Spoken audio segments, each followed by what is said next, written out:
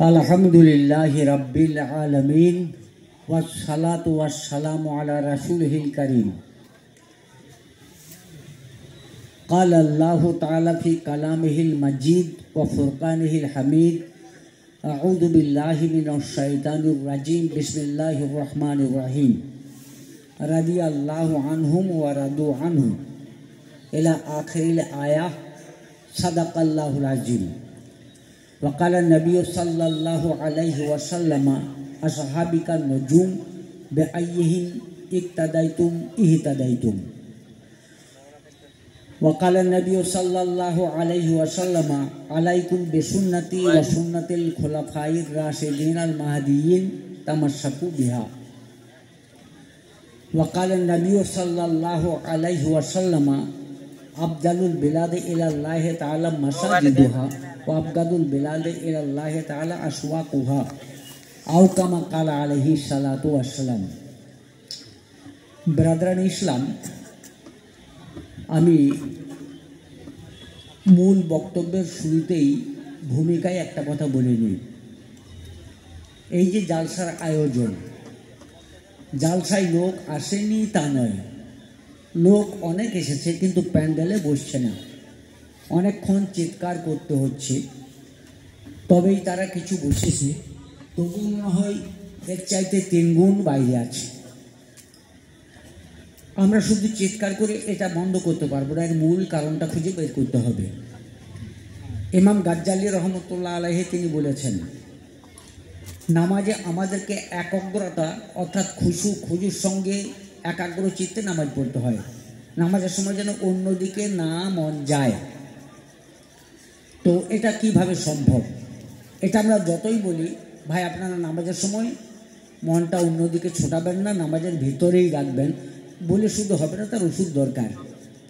একটা দৃষ্টান্ত দিচ্ছেন উনি বলছেন একজন পথিক ক্লান্ত হয়ে একটা গাছতলায় ঘুমিয়ে পড়ল। গাছটা বেশ ঝাঁকড় গাছ, দুপুরবেলা ঘুমিয়ে পড়লো। খানিক পরে দেখা গেল সেই গাছে হাজার হাজার পাখি এসে কিচিরমিচির করতে লাগলো। ঘুম ভেঙে গেল, রাগে উঠলো পথিক, লাঠি নিয়ে সমস্ত পাখিকে তেড়ে দিলে। ঘুমিয়ে পড়লো, আবার পাখি এসে হাজির হলো। এইভাবে বারবার পাখিগুলোকে তেড়ে দেয় আর পাখিগুলো এসে হাজির হয়। আচ্ছা, এই পাখির অত্যাচার থেকে কিচিরমিচির থেকে বাঁচতে গেলে এর মূল কারণটা বের করতে হবে। মূল কারণ কি? গাছ। যদি লাঠি দিয়ে না তেড়ে গাছটাকে যদি মূল থেকে কেটে দেয় আর পাখি আসবে কি? আসবে না। ঠিক তেমনি আমাদের নামাজে যে সমস্ত মনোযোগটা অন্যদিকে যায় এর কারণ হচ্ছে আমাদের বিভিন্ন দুনিয়াদারি। উনি বলছেন আমরা যত দুনিয়াদারি কমিয়ে দেবো আমাদের নামাজের মনোযোগটা তত বেশি থাকবে। মূল জিনিসটাকে উপরাইতে হবে। একটা মসজিদের কথা শুনছিলাম, মসজিদে নামাজ হচ্ছে, 4 রাকাত নামাজ। সালাম ফেরার পর ইমাম সাহেব ধন্দে পড়ে গেলেন, নামাজটা 3 রাকাত হলো না 4 রাকাত। ফিরে মুসল্লিদেরকে জিজ্ঞেস করলেন, আচ্ছা বলুন তো ভাই আমার নামাজটা ঠিক হলো না কম হয়ে গেল? মুসল্লিরা ভেবাচাকা খাচ্ছে, কেউ বলতে পারছে না। বলে তোমরা কেউ খেয়াল রাখো না? বলে হুজুর আপনার উপরেই তো ভেড়ে দিয়েছি, আমরা কোনদিন খেয়াল রাখিও না। আমি জানি তো, আমরা জানি আপনার ভুল হবে না, তো এই বলি আপনার ভরসায় ছেড়ে রেখে দিয়েছি। তো আমরা তো বলতে পারবো না, আমরা মনে করছি ঠিকই হয়েছে, এবার ভুল হয়েছে তো আপনি দেখুন। মুসল্লিদের মধ্যে একজন বললে হুজুর না আপনার নামাজ ঠিক হয়েছে, 4 রাকাত নামাজ একটুকু কম হয় নাই। ইমাম সাহেব বললে ধন্যবাদ তোমাকে, এতগুলো লোকের মধ্যে নামাজে মনোযোগ দিয়ে নামাজ পড়া একমাত্র তুমি, তো তুমি বলো তো কীভাবে এত খেয়াল রাখো? বলে হুজুর ব্যাপারটা বলি, আমার 4টে দোকান আছে, আমি নামাজই বটি কিন্তু নামাজে দাঁড়াইলেই আমি দোকানের হিসেব শুরু করি, আর এক এক রাতে এক একটা দোকানের হিসেব আমি শেষ করি। তো এখন পর্যন্ত আমার 4টে দোকানের হিসেব শেষ। অতএব আমি বুঝতে পারছি নামাজ 4 রাকাত হয়েছে, তাছাড়া 4টে দোকানের হিসেব শেষ হইতো না। এই জন্যে দোকান যার 4টে তার 4 রাকাতেই গোলমাল। দুনিয়াদারি যত বেশি থাকবে তত গোলমাল হবে। তো আমাদের এই যে জালসা, লোক আসে নাই তা নয়, লোক এসেছে কিন্তু প্যান্ডেলে আসে নাই। কারণটা কি? দেখুন দোকানপাট আছে, বেলা ফেলে দেওয়া হয়েছে, সমস্ত রকমের বেচাকেনা কেনাকাটা, সমস্ত রকমের আপনার মণিহারি কাপড় চোপড়, আপনি দোকানগুলো সব ঝাঁপ ফেলে দেন, দেখবেন 2 ভাগে ভাগ হবে লোক। হয় কতগুলো বাড়ি চলে যাবে, কতগুলো প্যান্ডেল এসে বসবে, রাস্তায় আর কেউ থাকবে না। অতএব মূল কারণটাই তো আমরা করে রেখে দিয়েছি। অতএব ডাকলে কি হবে? আমাদের জালসাগুলো যদি লোক জড়ো করতে হয় এই দোকান বসতে দিলে হবে না। আল্লাহ নবী সাল্লাল্লাহু আলাইহি ওয়াসাল্লামকে জিজ্ঞেস করা হলো, ইয়া রাসূলুল্লাহ, দুনিয়ার মধ্যে উত্তম জায়গা কোনটা আর সবচাইতে নিকৃষ্ট জায়গা কোনটা? আল্লাহ নবী তৎক্ষণাৎ উত্তরটা দিলেন না, জানা ছিল না, আর না জানলে উনি কখনোই মন গড়া উত্তর দিতেন না। জিবরাইল এলেন, এসে বললেন, ইয়া রাসূলুল্লাহ, আপনি উত্তর দিয়ে দেন। আল্লাহ বলেছেন, আফদালুল বিলাদি ইলাল্লাহি তাআলা মাসাজিদুহা, দুনিয়ার মধ্যে সবচাইতে উৎকৃষ্ট জায়গা হচ্ছে মসজিদ। ওয়া আবগাদুল বিলাদি ইলাল্লাহি তাআলা আসওয়াকুহা, দুনিয়ার মধ্যে নিকৃষ্ট জায়গা, সবচেয়ে খারাপ জায়গা হচ্ছে বাজার। মসজিদ হচ্ছে সবচাইতে উৎকৃষ্ট জায়গা, আর সবচাইতে খারাপ জায়গা হচ্ছে বাজার। বাজার কোনটাকে বলে? বাজার হচ্ছে যেখানে বেচাকেনা হয় সেইটাই বাজার। বাজার বিভিন্ন রকম আছে, কতগুলো দৈনন্দিন বাজার, যেমন এলেম বাজার, দুবরাজপুর, বোলপুর, সিংড়ি, প্রত্যেক দিন বাজার পড়ে আছে, দৈনন্দিন বাজার। কতগুলো বাজার আছে সাপ্তাহিক বাজার, যেমন সুখবাজারের হাট, কান্তলের হাট, শাহপুরের হাট, অমুক জায়গার হাট, সপ্তাহে একদিন। কতগুলো বাজার আছে আপনার এক বেলার বাজার, ছোট গ্রামে দেখবেন ওই চপের দোকান জহর পর খোলে, ওদের এক বেলার বাজার। কতগুলো বাজার আছে যেটা আপনার বাৎসরিক বাজার, মেলাগুলো যেগুলো বছরে একবার করে বেচাকেনা হয়, পরে কেঁদুলি, জয়দেব, পাথর চাপড়ি, আরও বিভিন্ন, শান্তিনিকেতন, এগুলো কিন্তু বাৎসরিক একটা করে বাজার। এই বাজারগুলো নিকৃষ্ট। আল্লাহ নবী সাল্লাল্লাহু আলাইহি ওয়াসাল্লাম তিনি ফরমাচ্ছেন, এগুলো তো শয়তান ঘোরাফেরা করে। এবার বাজারের মধ্যে আবার খারাপ বাজার হচ্ছে মেলা। মেলা সবচাইতে খারাপ বাজার, কারণ দুবরাজপুরও বাজার, এলেম বাজারও বাজার, কেন্দুলি মেলাও বাজার। কিন্তু দেখবেন এলেম বাজারে কেবলমাত্র পুরুষরাই বেশিরভাগ যায়, মেয়ে ছেলেরা যায় না, খুব প্রয়োজন না হলে। কিন্তু মেলা, কেন্দুলি মেলা, শান্তিনিকেতন মেলা, পাথর চাপুরি মেলা, এগুলো তো মেয়ে অধিকাংশই থাকে। আর এই জন্য এগুলোর নাম হয়েছে মেলা, মানে মেলামেশা, পুরুষ এবং স্ত্রী মেলামেশা হয়, এই জন্য ওখানে ভিড়টা হয়। এক বছর সার্কুলার করে দেখ যে পাথর চাপুরি আমরা মেলা ফেলবো, পাথর চাপুরি তো মনে করুন মেলাতে না হয়তো 30,000 লোক হয়। এক বছর শুধু মেলা কমিটি সিস্টেম করে দেখ যে এই বছর একটাও মেয়ে ছেলে আসতে পারবে না। প্রত্যেক বছর 15,000 বেটা ছেলে, 15,000 মেয়ে ছেলে হয়, কিন্তু বলে এই বছর কিন্তু মেয়ে ছেলে আসতে পারবে না, বেটা ছেলে আসবে যত আসো। মেয়ে ছেলে টোটাল বন্ধ হলো, মেলা থেকে 15,000 লোক আর আসবে? বুঝতে পারলেন না কথাটা? অন্য বছর মেলাতে 15,000 বেটা ছেলে, 15,000 মেয়ে ছেলে আসে, এক বছর বন্ধ করে দিলে যে একটাও মেয়ে আসতে পারবে না, শুধু বেটা ছেলে এসো, তাহলে 15,000 বেটা ছেলে কি হাজির হবে? বলি যে করবি কি? তাহলে ওখানে যাই শুধু মেয়ে ছেলে একটা নেই। অতএব এই জন্য হচ্ছে মেলা হচ্ছে, এটার নাম মেলা মেশা, এটা নিকৃষ্ট বাজার।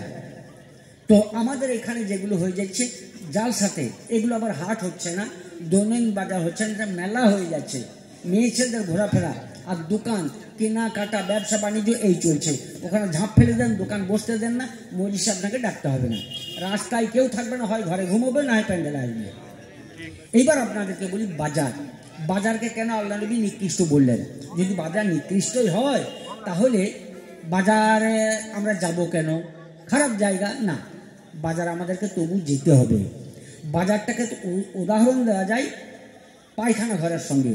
পায়খানা ঘর যেমন নিকৃষ্ট তবু যেতে আমরা বাধ্য, তেমনি বাজার নিকৃষ্ট তবু যেতে বাধ্য। পায়খানা ঘর নোংরা কি না? নোংরা। আমরা যদি বলি যখন নোংরা বটে ঘরে রাখবোই না, গাঁয়েও একটা পায়খানা ঘর রাখবো না, তাহলে কি হবে বলুন তো? পায়খানা যে নোংরা তার চাইতে নোংরামিতে আমরা পড়বো, হয় কাপড়ে পায়খানা করতে হবে, না হয় পায়খানা করতে হবে। ওই বড় নোংরামি থেকে বাঁচার জন্যে পায়খানা ঘর রাখতে হয়।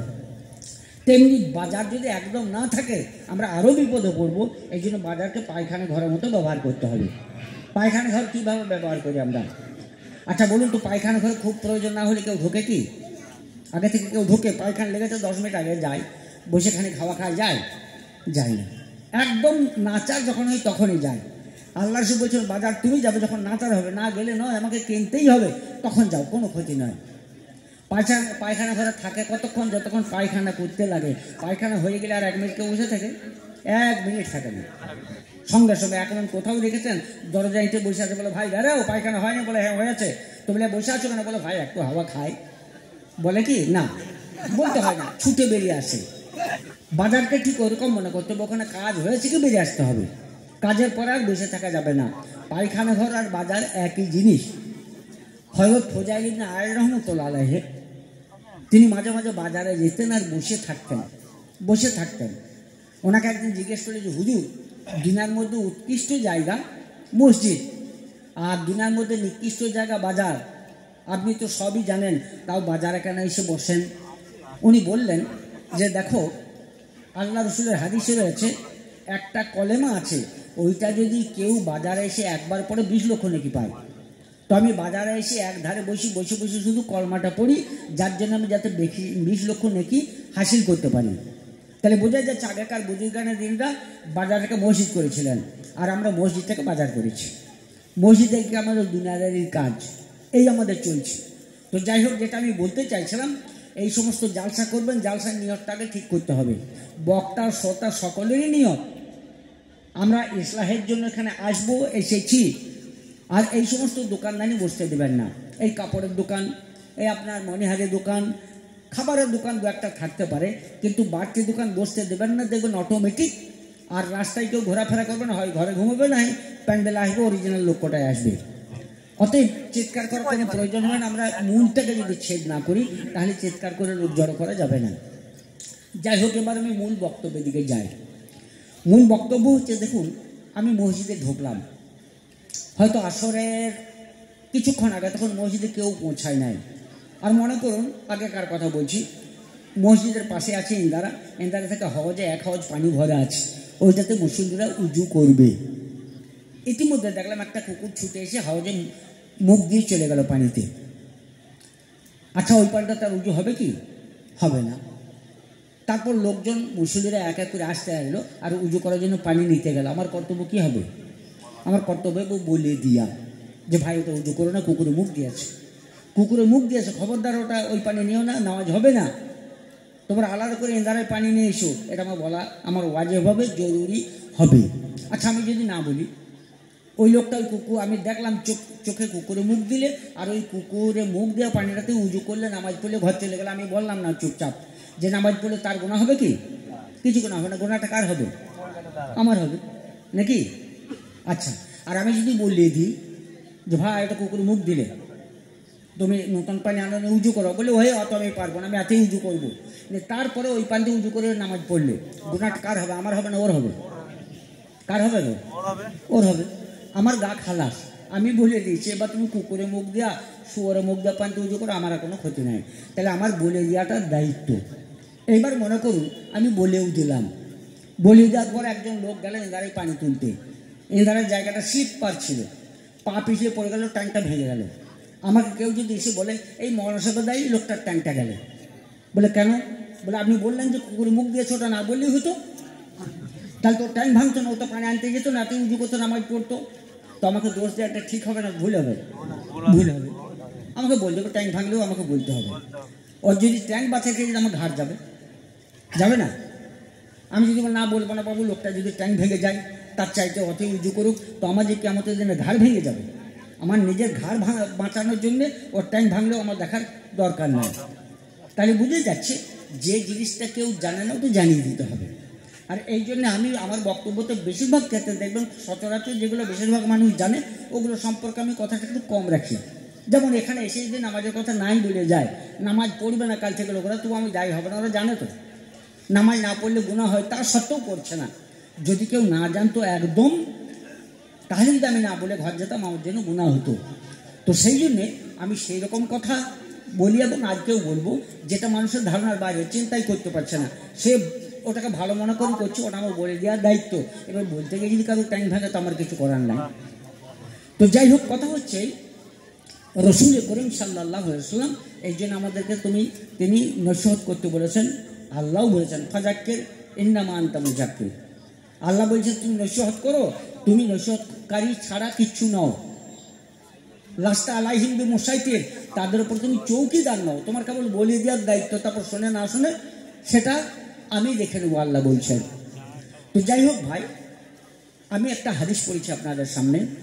আল্লাহ বলছেন রাজি আল্লাহ আনহুম ও রাদু আনহু, কোরআনের একটি আয়াত। আল্লাহ বলছেন আমি তাদের উপরে রাজি, আল্লাহ তাদের উপরে রাজি, আর তারাও আল্লাহর উপরে রাজি। এই আয়াতে কারিমা কাদের সম্পর্কে? তাদের তো কাদের? আল্লাহ বলছে তারা আমার উপরে রাজি, আর আমি তাদের উপরে রাজি, সন্তুষ্ট, কোন রকম অসন্তুষ্ট নই। এই ব্যক্তিগুলো কে?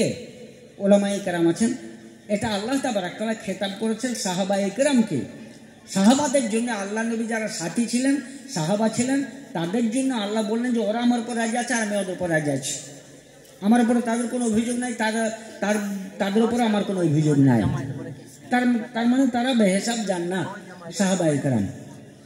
আল্লাহ বলছেন আর সাহাবিকা নজুম বেআইহি ইহতাদাইতুম ইহতাদাইতুম, আমার সাহাবারা হচ্ছে নক্ষত্রের মতো, তোমরা যদি পথ না পাও যে কোনো নক্ষত্রটাকে ফলো করবে, তোমরা পথ পেয়ে যাবে। নক্ষত্র মানে তারা। আগেকার দিনে দূরবীন ছিল না, আপনার এই ছিল না, চুম্বক ছিল না, নর্থ কম্পাস ছিল না, তখন জলজাহাজ যেত তারা লক্ষ্য করে দিকটা কোন দিক কী করে বুঝতো, যেদিকে ধ্রুবতারা ওরা চিনত, তাহলে বুঝতে এইটা ধ্রুবতারা অথবা এটা উত্তর, উত্তর মুখে দাঁড়ালে ডান দিকটা পূর্ব, পেছনটা দক্ষিণ, বামটা পশ্চিম। কিংবা সুখ তারা দেখতো, সন্ধ্যা তারা দেখতো, তারা দিক ঠিক করতো।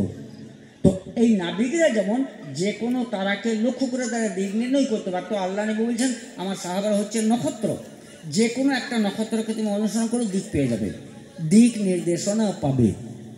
অন্য জায়গায় আল্লাহ রাসূল সাল্লাল্লাহু আলাইহি ওয়াসাল্লাম বলছেন আলাইকুম বিসুন্নতি ওয়া সুন্নাতিল খুলাফায়ে রাশিদিন আল মাহদিয়িন, তোমরা আমার সুন্নতের অনুসরণ করো এবং আমার খোলাফায়ে রাশিদিনের সুন্নতের অনুসরণ করো। আল্লাহ নবী তো দুনিয়া থেকে চলে গেছেন, চলে যাবেন জানতেন, যার জন্য তিনি পরবর্তী প্রজন্মকে বলে গেলেন তোমরা কাকে অনুসরণ করবে, বলে আলাইকুম বিসুন্নতি, তোমরা আমার সুন্নতকে অনুসরণ করবে, ওয়া সুন্নাতুল খুলাফায়ে রাশিদিন, আর যারা খোলাফায়ে রাশিদিন তাদের সুন্নতকে অনুসরণ করবে। খোলাফায়ে রাশিদিন কারা? 4 জন। প্রথম খলিফা আবু বকর সিদ্দিক রাদিয়াল্লাহু তাআলা আনহু।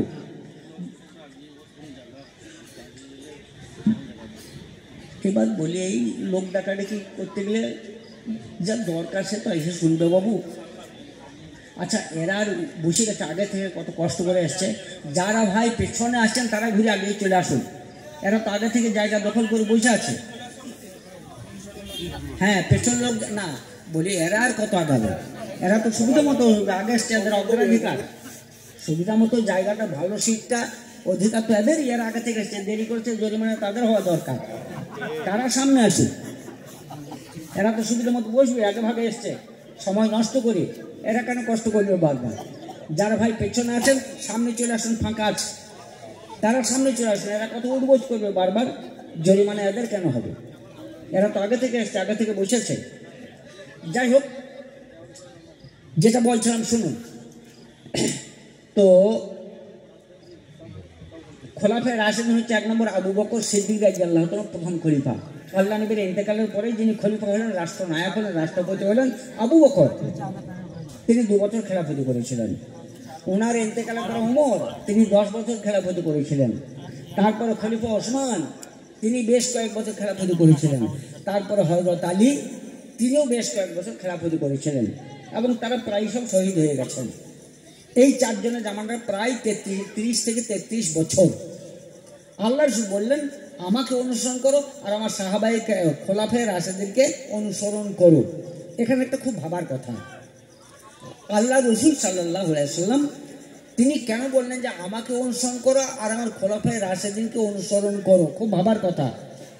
তিনি এটা বললেই হয়তো আমাকে কেবল অনুসরণ করবে, কারণ আল্লাহ নবী কিছু ভুল করেছেন নাকি না কম করেছেন?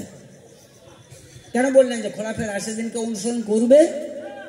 আল্লাহ নবী এই জন্য বললেন আমাকে অনুসরণ করো আর খোলাফায়ে রাশিদিনকে অনুসরণ করো। তার মানে এই যে অনেক দিন পর হাদিস লিখিত হবে, আমার বাণী সরাসরি তোমাদের কাছে পৌঁছাইতে না পারে, অথবা আমাদের 4 খলিফার মাধ্যমেও তোমরা অনেক কিছু পেয়ে যাবে, তাদের মাধ্যমে যেটা পাবে সেটা বুঝো আমারই।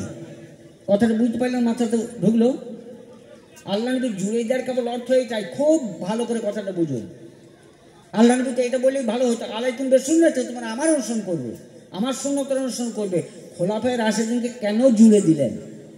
আল্লাহ নবী জানতেন হাদিস আমার মৃত্যুর পরে সঙ্গে সঙ্গে রচিত হবে না, 250 বছর পর। অতএব এই মুখে মুখে মুখে মুখে সব কথা, সব ইতিহাস, সবগুলো কিন্তু সরাসরি আমার মাধ্যম থেকে যাবে না, মরফু হবে না, মজহুল হয়ে যাবে। কিন্তু আমার খোলাফায়ে রাশেদিনের কর্মের মাধ্যমে পৌঁছে যাবে। তাই বললেন যে আমার কাছ থেকে যেগুলো পাবে সেগুলো অনুসরণ করো, আর আমার খোলাফায়ে রাশেদিনের কাছ থেকে যেগুলো পাবে সেগুলোকেও অনুসরণ করো। এবার এই খোলাফায়ে রাশেদিন তাদের মর্তবাটাকে একটু সংক্ষেপে বলি। আবু বকর সিদ্দিক রাদিয়াল্লাহু তাআলা আনহু, যার জন্য আল্লাহ নবী বলেছেন যে সারা দুনিয়ার মানুষের ইমানকে যদি এক পাল্লায় চাপানো হয় আর অন্যান্য সাধারণ মানুষের ইমানকে যদি এক পাল্লায় চাপানো হয়, নবীরা বাদ দিয়ে, তাহলে আবু বকরের ইমানের ওজন বেড়ে যাবে। বলুন সুবহানাল্লাহ। 2 নম্বর, আল্লাহ নবী সাল্লাল্লাহু আলাইহি ওয়াসাল্লাম ফরমাচ্ছেন কিয়ামতের দিনে এক এক শ্রেণীর মানুষ জান্নাতের 8টা দরজায় এক এক দরজায় ঢুকবে। যেমন রোজারা, তারা রাইয়ান দরজা দিয়ে ঢুকবে। এক একটা দরজা থেকে অভ্যর্থনা করে ডাকবে। নামাজি দিকে একটা দরজা, রোজাদার দিকে আরেকটি দরজা, হাজি দিকে আরেকটি দরজা, দাতা দিকে আরেকটি দরজা। আল্লাহ নবী ফরমাচ্ছেন যে আবু বকর এমন এক ব্যক্তি কিয়ামতের দিনে জান্নাতের 8টা দরজায় ডাকবে যে আবু বকর তুমি আমার ভিতর দিয়ে ঢোকো। বলুন সুবহানাল্লাহ। 3 নম্বর, আল্লাহ রাসূল সাল্লাল্লাহু আলাইহি ওয়াসাল্লাম ফরমাচ্ছেন আমি কারো কাছে ঋণী নই। দুনিয়ায় থাকাকালীন আমার অনেকেই অনেক উপকার করেছে, অনেক ঋণ দিয়েছে, আমি সবারই ঋণ শোধ করে দিয়েছি, আর সবারই একটা উপকারের দায় 2টো উপকার করে দিয়েছি। আমি কারো কাছে ঋণী নই, কেবল একটা মানুষ ছাড়া। সেই মানুষটা হচ্ছে আবু বকর। ওর ঋণ আমি শোধ করতে পারি নাই, পারবও না। ও আমার এত খিদমত করেছে, আমার এত সহযোগিতা করেছে, এত বন্ধুত্ব করেছে, যার ঋণ আমি কোনোদিন শোধ করতে পারবো না। কিয়ামতের দিনে আমার পক্ষ থেকে আল্লাহ তার ঋণগুলো শোধ করে দেবেন। বলুন সুবহানাল্লাহ। আবু বকর সিদ্দিক রাদিয়াল্লাহু তাআলা এইরকম একটা লোক, এইরকম খলিফা ছিলেন। অনেক বৈশিষ্ট্য, অত বলছি না। 2 নম্বর, হযরত ওমর রাদিয়াল্লাহু তাআলা যেন আল্লাহ নবী বলছেন আনা খাতামুন নবী লা নবিয়া বাদি লাউ কানা নবিয়ান লাকানা উমর। আল্লাহ রাসূল বলছেন আমি শেষ নবী, আমার পরে কোনো নবী আসবে না। যদি কেউ নবী আসতো তো নবী হওয়ার মতো উপযুক্ত লোক ছিল ওমর। আল্লাহ নবী সার্টিফিকেট দিচ্ছেন, নবী হওয়ার উপযুক্ত লোক ছিল ওমর। কারণ কি, আল্লাহ রসুলের সঙ্গে বিভিন্ন জায়গায় বিভিন্ন মশওয়ারায় মত পার্থক্য হয়েছে হযরত ওমরের বিভিন্ন জায়গায়। তার মধ্যে 20-30 জায়গাতে আল্লাহ রাব্বুল ইজ্জত ওমরের রায়টাকে সাপোর্ট করেছেন, ওমরের রায়কে সাপোর্ট করেছেন। আল্লাহ নবী স্বীকার করেছেন আমার রায়টা ভুল ছিল।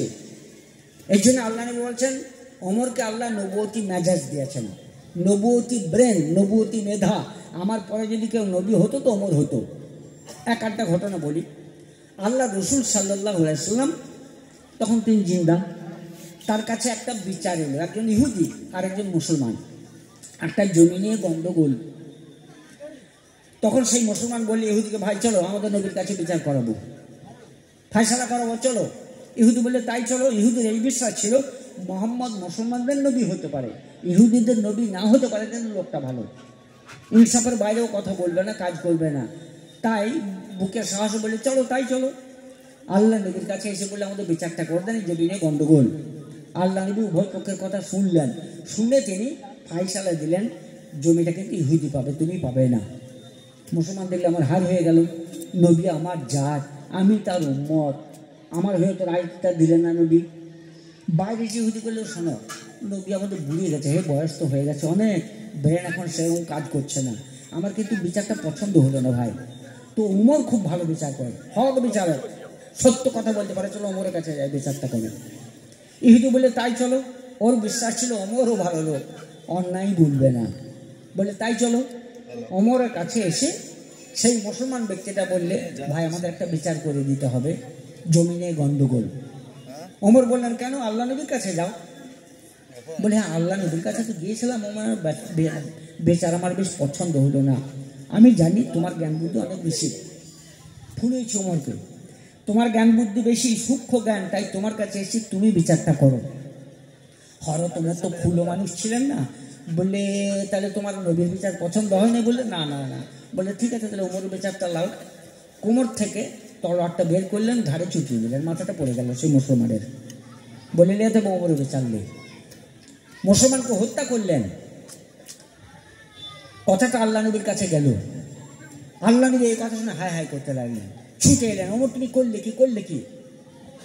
আল্লাহ বলছেন মান কাতাল মুমিনান মুতাআম্মিদান ফাজাযাহু জাহান্নামা খালিদান ফিহা।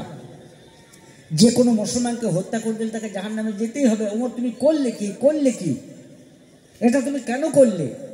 ওমর বলল, ইয়া রাসূলুল্লাহ, যে লোকটার আপনার বিচার পছন্দ হয় না সে আবার মুসলমান, আমি এই জন্য কতল করেছি। ইতিমধ্যে জিবরাইল এলেন, এসে বলেন, ইয়া রাসূলুল্লাহ, ওমর যেটা বলছে ওইটাই ঠিক, ও মুসলমান ছিল না। ওমর মুসলমানকে হত্যা করেনি। যার নবীর বিচার পছন্দ হয় না সে মুনাফিক, ওমর মুনাফিককে কতল করেছে। আল্লাহ নবী বললেন, ওমর তোমার কাজটাই ঠিক ছিল। একটা। 2 নম্বর, আপনার আব্দুল্লাহ ইবনে সাবা, মুনাফিকদের সর্দার, ও যখন মারা গেল, আল্লাহ রাসূল সাল্লাল্লাহু আলাইহি ওয়াসাল্লাম তার জানাজায় গেলেন। ওমর মানা করলেন, ইয়া রাসূলুল্লাহ, ও জানাজা পড়বেন না, ও তো মুনাফিক ছিল, অনেকবার ধরা পড়েছে। যদিও আমার সঙ্গে মুসলমান সেজে ছিল, আমাদের সঙ্গে নামাজ পড়তে, কিন্তু লোকটা ধরা পড়েছিল, ওর জন্য ক্ষমা চাবেন না। আল্লাহ তো মানা করেছেন মুনাফিকের জন্য, মুশরিকের জন্য ক্ষমা চাইবে না মুহাম্মদ। সত্যবাদ তুমি যদি ক্ষমা চাও তা আমি কবুল করবো না, আল্লাহ তো বলেছেন। আল্লাহ বলেন, ঠিক আছে, 70-এর বেশি যদি ক্ষমা চাইলে ক্ষমা করেন, আমি তাও করবো। সেই মুনাফিকের জানায় যায় দাঁড়িয়ে দাঁড়িয়ে আল্লাহ নবী 200 বার দোয়া করলেন, আল্লাহ যদি ক্ষমা করে দেন তো করে দেখ। 200 বার রহমাতুল লিল আলামিন দয়ার সাগর থেকে 200 বার দোয়া করলেন। নামাজ হয়ে গেল। জিবরাইল এসে বললেন, ইয়া রাসূলুল্লাহ, আপনি আজ ভুল করে ফেললেন, ওমর যেটা বলছিল ওইটাই ঠিক। এই মুনাফিকের জানাজা আপনারা পড়া ঠিক হয়নি।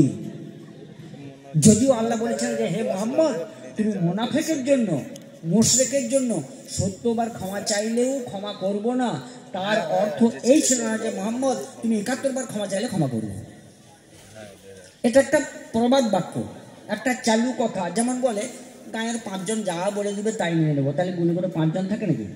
না, 4 জন থাকলেও 5 জন, 50 জন থাকলেও 5 জন। এটা একটা প্রবাদ বাক্য। কেউ কারোর সঙ্গে ঝগড়া হলো, বলে, শোন, আমি তোর চৌকাটা আমার জীবনের ছাঁটবো না রে, তাহলে কি চৌকাটা ভেঙে ফেরবো নাকি? এখানে অর্থ হচ্ছে এই, তোর বাড়ি আমি যাবই না। এটার অর্থ এই, যদি মনে করে চৌকাটা ছাঁটবো না, তো ডেঙিয়ে ফেরো, পা দিও না, না, তার মানে যাবো না। তো আল্লাহ যেহেতু বলেছেন 70 বার ক্ষমা চাইলেও ক্ষমা করবো না, তার মানে যতই ক্ষমা চাও ক্ষমা করবো না, এইটাই ছিল আল্লাহর বলার মর্মার্থ। আপনি ভেবেছেন বোধহয় 70 বারের চাইতে বেশি ক্ষমা চাইলে বোধহয় ক্ষমা করবে, এই জন্য আপনি 200 বার ক্ষমা চেয়েছেন। কিন্তু ওমর যেটা বলছিল ওইটাই ঠিক। আল্লাহ বললেন, ওমর তোমার রায়টাই ঠিক ছিল। 3 নম্বর, বদরে যখন যুদ্ধ, 70 জন কাফেররা বন্দী হয়ে গেল। 70 জন কাফের বন্দী মুসলমানদের হাতে। বন্দীদের ব্যাপারে কি করা যাবে, ওটা ইসলামের প্রথম যুদ্ধ। অতএব এই বন্দীদের ব্যাপারে কি করা যাবে এর আগে কোনোদিন ফাইসালা হয়নি। মশওয়ারাই বসলেন। আল্লাহ নবী অনেক কাজ সাহাবাই কেরামদের সঙ্গে মশওয়ারা করে কাজ করতেন। সাহাবাদেরকে বললেন, শোনো, 70 জনকে বন্দী করেছে, এদের ব্যাপারে কি করা যায়? সবাই নিজে নিজে মতামত দাও। এদের কি পয়সা নিয়ে ছেড়ে দেবো, না কতল করে দেবো, না শাস্তি দিব, না জেলে ভরবো, না মুক্তি দিও, বেকসুর খালাস, কি করব বলো? তবে আমার মত হচ্ছে মুক্তিপণ নিয়ে, কিছু করে পয়সা নিয়ে, কিছু করে সোনা দানা নিয়ে এদেরকে ছেড়ে দেওয়া হোক। আল্লাহ নবী মত দিলেন। অধিকাংশ সাহাবী তারা বলেন যে আসলে আমাদেরও তাই মত, মেরে না দিয়ে আর শুধু ছেড়ে না দিয়ে, ফ্রিতেও ছাড়বো না আর মেরেও দেবো না, কিছু করে পয়সা নিয়ে জরিমানা নিয়ে ছেড়ে দেওয়া হোক। ওমরকে জিজ্ঞেস করো, ওমর তুমি কি বলছো? ওমর রাদিয়াল্লাহু তাআলা তিনি বললেন যে, ইয়া রাসূলুল্লাহ, আমার মতামত হচ্ছে আজকে আমরা যুদ্ধ করতে এসেছি, ব্যবসা করতে আসি নাই। আমরা পয়সা নিয়ে ঘর যাবো, ব্যবসা করতে আসি নাই যে লাভ হবে। আমরা জানি শত্রু শেষ রাখতে নাই, এদেরকে পয়সা নিয়ে ছেড়ে দেবো, আগামীকাল আবার ওরা কমাবেন না, আমাদের বিরুদ্ধে যুদ্ধ করবে। অতএব আমার মত হচ্ছে এই 70 জনকে আমরা কতল করবো, একটাকে ঘরে ফিরে যেতে দেবো না। এরা আমাদের শত্রু, আবার শত্রুতা যাতে না করতে পারে, সব শেষ করে দেবো। এবং আমার আরেকটা অভিমত হচ্ছে এই যে, এই যে 70 জন যারা বন্দী হয়েছে সব আমাদের কুতুব। এরা আমাদেরকে মক্কা থেকে তেড়েছে। কেউ আমার শালা, কেউ আবু বকরের বন্ধু, কেউ ওসমানের চাচা, কেউ আলীর ভাইপো, এইসব আমাদেরই কুতুব, এরাই জেনেছিল। তো আমার প্রস্তাব হচ্ছে এদেরকে আমরা কতল তো করবো, কিন্তু সবাই নিজের হাত থেকে নিজে কতল করবো। আমি আমার বোনকে কতল করবো, ও নিজ চাচাকে কতল করবে, আরেকজন সাহাবী ভাইকে কতল করবে, আরেকজন সাহাবী ভাইকে কতল করবে।